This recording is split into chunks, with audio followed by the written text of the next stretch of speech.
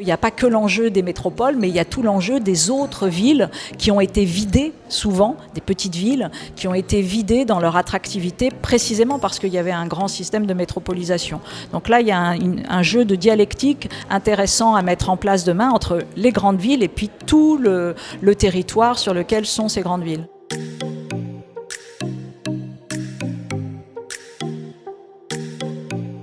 Tout l'enjeu, c'est aussi de produire demain des chartes concernant le télétravail pour pas qu'il y ait des délires de télésurveillance ou tout simplement des problématiques de désociabilisation, etc.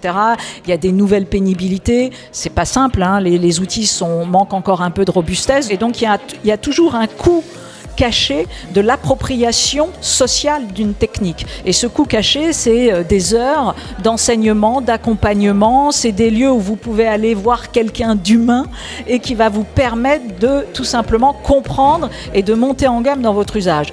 Et donc le numérique, c'est pas simplement le fait, bien évidemment, de donner simplement un ordinateur ou un accès à la fibre, etc.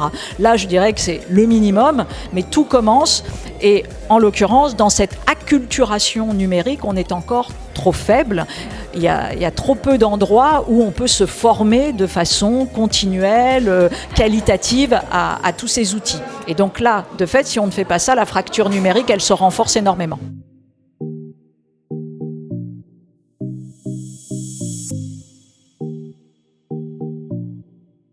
Ça demande aux entreprises demain, sans doute, d'aider non seulement à des équipements, mais peut-être même à des questions plus essentielles concernant le logement, concernant les passoires thermiques, etc.